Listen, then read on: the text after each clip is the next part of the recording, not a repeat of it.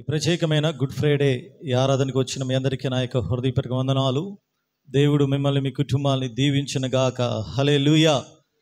ఈరోజు ప్రత్యేకించి 2024 సంవత్సరాల క్రితము ఆ దేవాతి దేవుడి లోకానికి వచ్చి మానవ రూపిగా ఆయన 33 సంవత్సరాలు ఈ లోకంలో జీవించి చివరి 3.5 సంవత్సరాల్లో కూడా శక్తివంతమైన పరిచర్య చేసి ఆయన దేవుని రాజ్యం గురించి ఆయన అనేకులకి బోధించి ముందుగానే పాత నిబంధన గ్రంథంలో యెషయా ప్రవక్త ద్వారా చెప్పబడినట్లుగా ఆయన సర్వ మానవాళి కోసము తన రక్తాన్ని చిందించి మన మీద ఉన్న మనకు రావాల్సిన శిక్షను భరించి మనల్ని నీతిమంతులుగా తీర్చి యేసు ప్రభువు మరలా పరలోకానికి వెళ్ళిన సందర్భం. Praise the Lord. హల్లెలూయా. ఇదేదో మనము దుఃఖపడే సమయం కాదండి. చాలామంది ఏదో డల్గా ఉన్నారు. యాక్చువల్గా ఈరోజు ఏంది? గుడ్ ఫ్రైడేనా బ్యాడ్ ఫ్రైడేనా? గుడ్ ఫ్రైడే అంటే శుభ శుక్రవారం, మంచి శుక్రవారం. మన జీవితాల్లో ప్రపంచం అంతటికి మంచి జరిగిన రోజు. ప్రపంచం అంతటికి కూడా ప్రపంచం మీద ఉన్న పాపం అంతా కూడా పరిహారము చెల్లించిన రోజు. Praise the lord. ఈరోజు మనం సిలువలో చేసిన ఆయన కార్యముతో పాటు మనమేమి చేయాలో అది కూడా మనం ఆలోచన చేయాలి. ఏదో ఊరకనే మనం వచ్చి మందిరానికి కాసేపు గడిపి వెళ్ళిపోయి ఆయన 12 గంటలు లేకపోతే 3 గంటలకి సిలువ వేశారు అని చేతులు దులుపుకొని వెళ్తే సరిపోదు. కానీ ఆయన సిలువలో ఏ కార్యాలు చేశాడు, ఆయన సిలువ వేయబట్టడం ద్వారా మనకేమొచ్చింది, మనకేమి ప్రయోజనం ఏమి కలిగింది, ఆయన సిలువలో మరణించడం ద్వారా మనకేం మేలు కలిగింది, ఆయన సిలువలో అసలు ఏమే కార్యాలు చేశాడు. ఆల్రెడీ 7 మాటల్లో కూడా అవన్నీ మనం వింటాం. అయితే ఈ పరిస్థితుల్లో మనమేమి చేయాలి? మొదటి కొరింథీయులకు రాసిన పత్రిక 1వ అధ్యాయం 18వ వచనాన్ని ఒకసారి చదవండి. మొదటి కొరింథీయులకు రాసిన పత్రిక 1వ అధ్యాయం 18వ వచనం. సిలువను గూర్చిన వార్త నశించుచున్న వారికి వెర్రితనము గాని రక్షింపబడుచున్న మనకి దేవుని శక్తి. Praise the Lord. సిలువను గూర్చిన వార్త ఒకవేళ ఇది లోకంలో ఉన్న అన్యజనులకి కానీ, ఇది ఒకవేళ వాళ్ళెవరు వేరే అంటే దేవునికి విరోధమైన వ్యక్తులకు కానీ, నాస్తికులకు కానీ, మత ఛాందసవాదులకు కానీ యేసు ప్రభువారి సిలువను గూర్చిన వార్త లోకం అంతటికి వెర్రితనముగా ఉంది. దేవుడి లోకానికి రావటం ఏంది, ఆయన సిలువ వేయబట్టం ఏంది, ఆయన తల మీద ముళ్ళ కిరీటం పెట్టడం ఏంది, ఆయన రక్తాన్ని చిందించడం ఏంది, ఆయన మీద ఉమ్మి వేయటం ఏంది, ఇది ప్రపంచంలో ఉన్న చాలా మంది మేధావులకి ఇది ఒక అజ్ఞానంగా కనపడతా ఉంది. ఇది వెర్రితనముగా ఉంది. చాలా మంది కూడా యూట్యూబ్లో ఎగతాళి చేస్తూ ఉన్నారు. తన మేకు తాను పీక్కోలేనడు దేవుడా అని ఎగతాళి చేస్తూ ఉన్నారు. కానీ రక్షించబడుతున్న మనకు అదేమిటో తెలుసా? వెర్రితనము కాదండి, దేవుని శక్తి అది. Praise the lord. చెప్పలు కూడా దేవుని యొక్క నామాన్ని మహిమపరుద్దాం. ఈరోజు సిలువను గురించిన వార్త అది నీకు దేవుని శక్తిగా ఉండాలి. నువ్వు దాన్ని వెర్రితనముగా చూడకూడదు. అది నీకు ఏదో ఒక అజ్ఞానముగా ఉండకూడదు. అదేదో యేసు ప్రభువు చేసి వెళ్ళిపోయి ముగించాడు కదా, అది ఒక దుఃఖములాగా నీకు కనపడకూడదు. నువ్వు నిజంగా రక్షణ పొందిన వ్యక్తివైతే, నువ్వు రక్షించబడుతున్న వ్యక్తివైతే యేసు ప్రభువు సిలువలో చేసిన కార్యము నీ జీవితంలో, నీ కుటుంబానికి అది దేవుని శక్తిలాగా ప్రతిరోజు ఉండాలి. హల్లెలూయా, హల్లెలూయా. దేవుని శక్తిలాగా ఉండాలంటే ఏం చేయాలి? మనం ఏం చేయాలి? మార్కు రాసిన సువార్త 8వ అధ్యాయము 34వ వచనాన్ని దయచేసి చదివి సహాయం చేయండి. మార్కు రాసిన సువార్త 8వ అధ్యాయం 34వ వచనం. మన జీవితాల్లో సిలువను గూర్చిన వార్త దేవుని శక్తిలాగా ఉండాలి అంటే మొదటిగా అంతటా ఆయన తన శిష్యులను, జన సమూహమును తన యొద్దకు పిలిచి, నన్ను వెంబడింపగోరువాడు తన్ను తాను ఉపేక్షించుకొని తన సిలువను ఎత్తుకొని నన్ను వెంబడించాలి. Praise the Lord. సిలువను గూర్చిన వార్త నీకు దేవుని శక్తిగా ఉండాలి అంటే యేసు ప్రభువు ఆల్రెడీ ఆయన చేసిన కార్యం 2024 సంవత్సరాలు గతించిపోతుంది. అయితే ప్రజెంట్ మనమేం చేయాలి?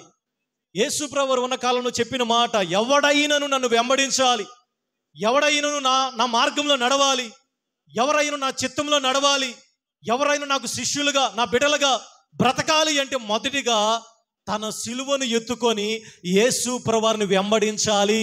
ప్రైజ్ ది లార్డ్, హల్లెలూయా. నువ్వు రక్షణ పొంది ఎన్ని సంవత్సరాలు అయింది?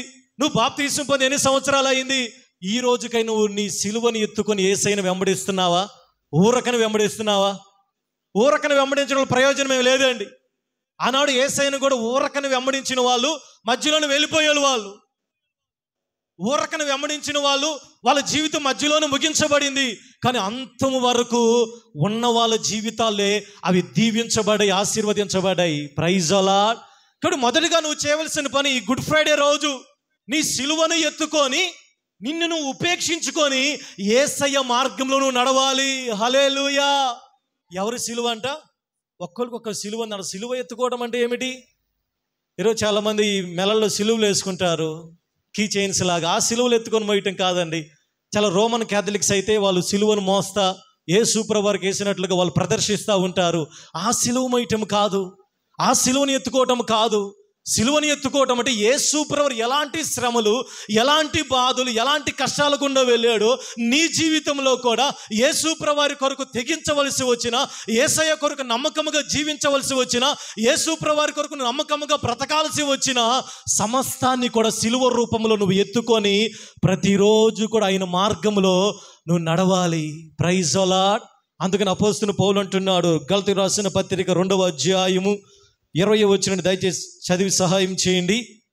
గలతీయులకు రాసిన పత్రిక 2వ అధ్యాయము 20వ వచనం.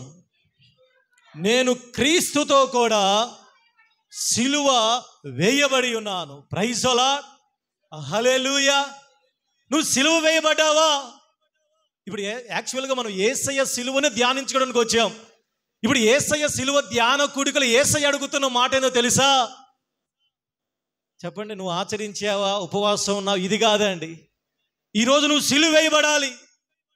అదేంటి పాస్టర్ శుభాన్ని మందిరానికి వస్తే మమ్మల్ని సిలువ వేస్తారా మీరు అని అనుకుంటున్నారేమో. కానీ పౌలు అంటున్న మాట నా మాట కాదండి. పౌలు గారు ఏమంటున్నారు? నేను క్రీస్తుతో కూడా సిలువ వేయబడ్డాను. ఈ గుడ్ ఫ్రైడే రోజు నువ్వు సిలువ వేయబడాలి. నువ్వు సిలువ ఎత్తుకొని నువ్వు నడవాలి. సిలువ వేయబట్టం అంటే అర్థం ఏమిటి? ఇక జీవించేది నేను కాదు, క్రీస్తే నాలో జీవిస్తున్నాడు ఆయన. Praise the Lord. చెప్పల కొడుతూ దేవుని యొక్క నామాన్ని మహిమ పరుద్దామా. హల్లెలూయా. కాబట్టి ఈరోజు నువ్వు చేయవలసిన మొదటి విషయము, నువ్వు సిలువ వేయబడాలి. నువ్వు సిలువ వేయబడాలి. నువ్వు అపరాధముల చేత మనం చచ్చిన వారమై ఉండగా యేసయ్య మన కొరకు మరణించాడండి. సిలువ వేయబడ్డావా? ఇంకా మందిరానికి వస్తున్న రక్షణ పొందిన సిలువ వేయబడకుండానే మనం తిరుగుతూ ఉన్నావేమో. అందుకని గలతీయులకు రాసిన పత్రిక 5వ అధ్యాయం 24వ వచనంలో, 5వ అధ్యాయము క్రీస్తు యేసు, జాగ్రత్తగా వినమ్మా, సిలువ వేయబడటం అంటే అర్థం ఏంటంటే, చదవమ్మా, క్రీస్తు యేసు సంబంధులు దాని ఇచ్చలతోనూ దురాశలతోనూ సిలువ వేసి ఉన్నారు. హల్లెలూయా. సిలువ వేయబట్టం అంటే మన మీద రాను మీదకి ఎక్కి యేసయ్యలాగా మేకులు కొట్టుకోవడం, లేకపోతే తల మీద ముళ్ళ కిరీటం పెట్టుకోవడం కాదండి. సిలువ వేయబట్టం అంటే మన శరీర క్రియలు మనం జయించాలి, మన శరీరేచ్ఛలు మనం జయించాలి, మన పాపాన్ని మనం జయించాలి, శోధనను మనం జయించాలి. దేవుని కొరకు మనం మరణించవలసి వచ్చిన ముందుకు సాగేవారిగా ఉండాలి. క్రీస్తు యేసు సంబంధులు. Praise the lord. ఎవరంటే వాళ్ళు కాదండి, ఎవరంటే వాళ్ళు కాదు. నువ్వు క్రీస్తు సంబంధం అయితే, నువ్వు యేసు ప్రభు బిడ్డవైతే, నువ్వు దేవుని యొక్క రాజ్యము కొరకు నువ్వు నిలబడే వ్యక్తివైతే, క్రీస్తు యేసు సంబంధులు దురాశలతోనూ శరీరాశలతోనూ సిలువ వేయబడి ఉన్నారు. ప్రైజ్ ది లార్డ్, హల్లెలూయా. సిలువ వేయబడ్డారా? యేసయ్య సిలువ వేయబడడం అయిపోయింది. 2024 సంవత్సరాలు అయిపోయింది. ఆ యొక్క గోల్గొతా కొండ మీద ఆయన చేసిన త్యాగం అంతా కూడా ప్రపంచ మానవాళికి వినిపించడం జరుగుతూ ఉంది. కానీ ఈరోజు ఆయన కోరుకుంటున్న ఆయన విషయం, ఒకవేళ ఆయన ఈరోజు అందరికి కనపడితే ఆయన అడిగే విషయము, నాలాగా సిలువ వేయబడ్డారా? Praise the Lord. యేసయ్య కోరిక అది. సిలువ లోపలికి 7 మాటలు మనం ధ్యానించుకుంటాం. కానీ ఇప్పుడు పరలోకంలో ఆయన అడుగుతాను తెలుసా, ఎంతమంది నాలాగా సిలువ వేయబడ్డారో, ఎంతమంది పాపాల నిమిత్తం సిలువ వేయబడ్డారు, ఎంతమంది శరీరేచ్ఛల నిమిత్తం సిలువ వేయబడ్డారు, ఎంతమంది మీ జీవితాల్లో దేవునికి అపవాదికి చోటు ఇవ్వకుండా మీరు సిలువ వేయబడతా ఉన్నారు. Praise the lord. కాబట్టి ఏం చేయాలంటే ఇప్పుడు మనం పౌలు వలె ఇక జీవించేది నేను కాదు, నేను క్రీస్తుతో కూడా సిలువ వేయబడ్డాను. Praise the lord.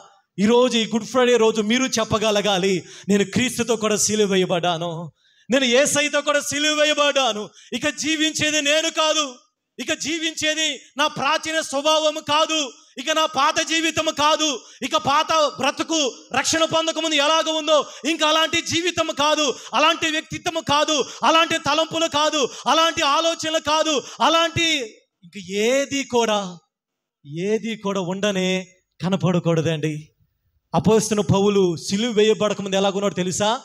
సంఘాన్ని హింసించాడు, హింసకుడు, దోషకుడు, హానికరుడు, స్టెఫను చనిపోవటానికి అంగీకరించిన వ్యక్తి, దమస్కు మార్గానికి వెళ్ళి అక్కడ సంఘాన్ని పాడు చేయడానికి వెళ్తున్న వ్యక్తి తానే అన్యోసార్లు చెప్పాడు, నేను మునుపు లాంటి వాడినయ్యా, నేను మునుపు సంఘాన్ని హింసించాను, నేను క్రీస్తుకు విరోధముగా నడిచాను, నేను యేసు ఎవడో అని యేసయ్య మీద తిరగబడ్డాను, కానీ ఇప్పుడు నేను సిలువ వేయబడ్డాను. Praise the lord. సిలువ వేయబడ్డాడు కాబట్టి శక్తివంతముగా దేవుడు పౌల్ని వాడుకున్నాడు. సిలువ వేయబడిన వ్యక్తులకే దేవుడు ప్రత్యేకమైన స్థానాన్ని దేవుడు ఇస్తాడండి. నువ్వు సిలువ వేయబడనంత కాలము మన జీవితం అలాగే ఉంటుంది. ఈ గుడ్ ఫ్రైడే రోజు నువ్వేం చేయాలో తెలుసా? సిలువ వేయబడాలి. Are you ready? దేనికి చెప్పండి అమ్మా? సిలువ వేయబడటానికి. సిలువ వేయబడారా? సిలువ వేయబడటం అంటే రోమిలకు రాసిన పత్రిక 6వ అధ్యాయం 6వ వచనాన్ని చదవండి. రోమిలకు రాసిన పత్రిక 6వ అధ్యాయం 6వ వచనం. ఏమనగా మనం ఇంకను పాపమునకు దాసులము కాకుండునట్లు మన ప్రాచీన స్వభావము ఆయనతో కూడా సిలువ వేయబడినని వెరుగుదుము. Praise the lord.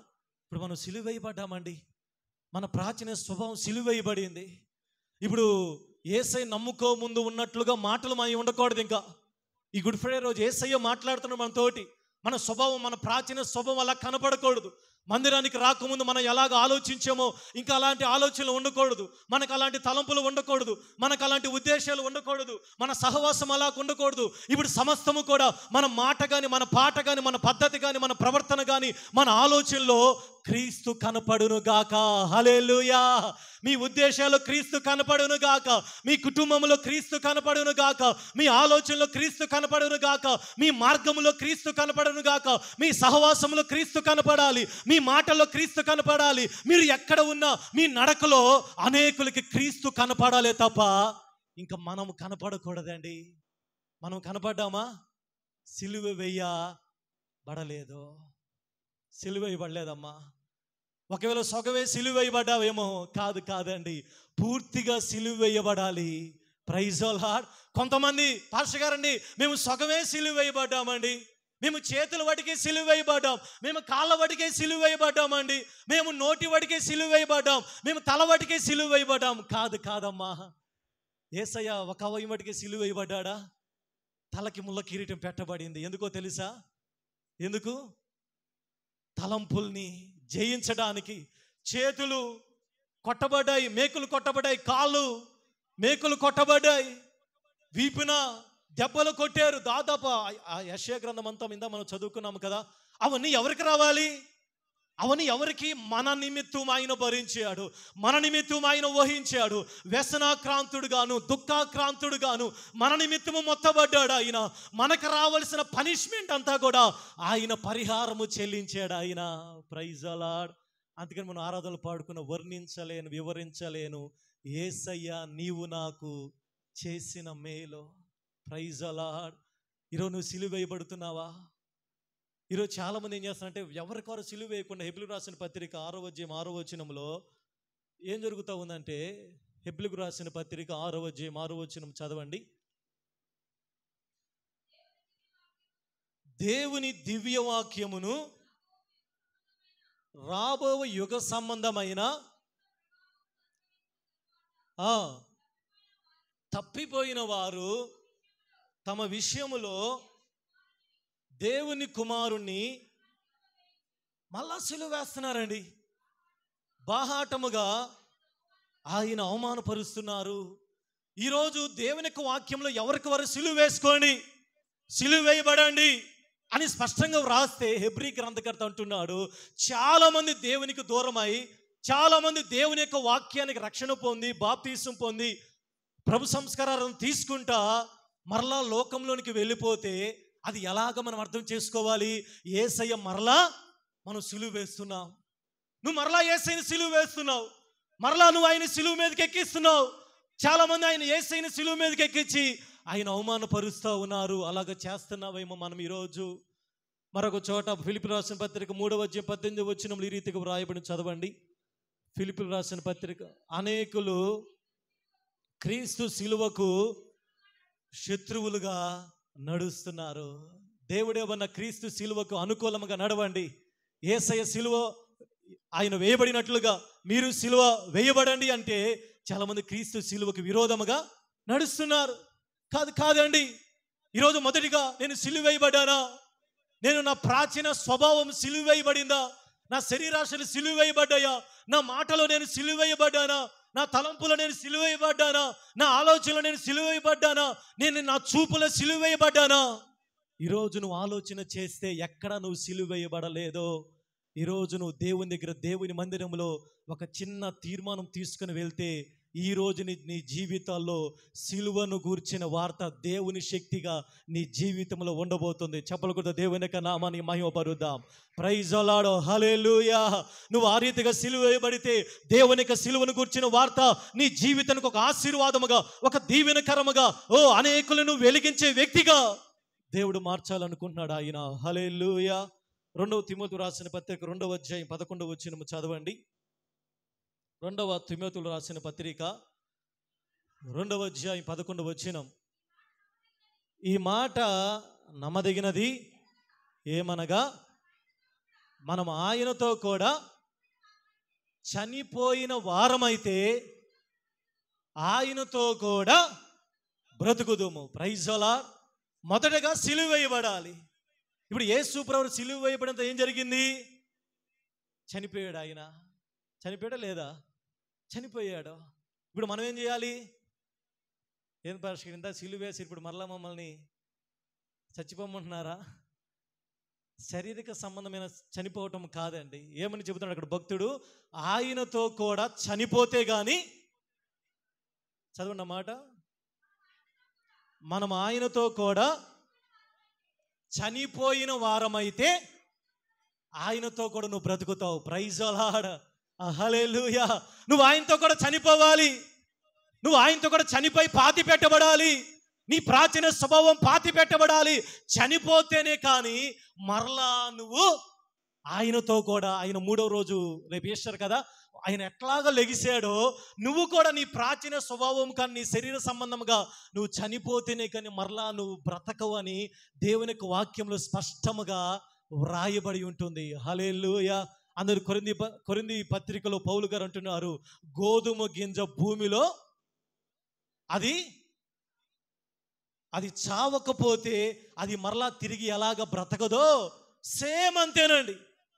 మన పాత జీవితం, మన పేరు, మన యొక్క సమస్తము కూడా చనిపోవాలి, చనిపోయి పాతి పెట్టబడాలి. ఆయన మ్రాను మీద మన కొరకు చేసిన సమస్తాన్ని కూడా మనం పాతి పెట్టబడితేనే కానీ మనం 3వ దినాన అనగా మరలా తిరిగి మనము లేపబడామా. హల్లెలూయా. ఇదే నిజమైన గుడ్ ఫ్రైడే అంటే. సిలువ వేయబడాలి, మరణించి మనం పాతి పెట్టబడాలి. నువ్వు మరణిస్తే కానీ యేసయ్యతో పాటు మరలా నువ్వు తిరిగి బ్రతకలేవు. హల్లెలూయా. అలా మొదటి పేతురు రాసిన పత్రిక 2:24 చదవండి. నేను ముగించేస్తాను, 7 మాటలు ఉన్నాయి కాబట్టి. పేతురు రాసిన మొదటి పత్రిక 2:24 మనము ఎట్లా చనిపోవాలి? శరీరంతో కాదండి. ఇంటికి వెళ్ళి పాస్టర్ గారు ఏం చెప్పారమ్మా గుడ్ ఫ్రైడే అంటే పాస్టర్ గారు చనిపోమని చెప్పవాకండి. అర్థమైందా? ఏం చెప్పాలి? ఎట్లా చనిపోవాలి? మనము పాపముల విషయమై చనిపోయి నీతి విషయమై జీవించినట్లు ఆయన తానే శరీరమందు ప్రైజ్ అలాడు. హల్లెలూయా. మనం ఏ విషయమే చనిపోవాలి? మన పాపల విషయమని చనిపోవాలండి. ప్రైజ్ అలాడ్. నువ్వు పాపల విషయం చనిపోతే కానీ నీతి విషయమై నువ్వు జీవించలేవు. నువ్వు పాపల విషయమై చనిపోతేనే కానీ నీతి విషయమై నువ్వు జీవించలేవు. కాబట్టి యేసు ప్రభువారు మన పాపల విషయమై మనం చనిపోయి మరలా తిరిగి బ్రతకటానికి ఆయన మన పాపాలన్నిటి కూడా రాను మీద ఆయన చెల్లించేశాడు. ప్రైజ్ అలాడ్. కాబట్టి ఈరోజు ప్రియ దేవుని సంగమా, దేవుడి గుడ్ ఫ్రైడే మనకి చిన్న షార్ట్ మెసేజ్ ఏంటంటే, నువ్వు సిలువ వేయబడాలి. హల్లెలూయా.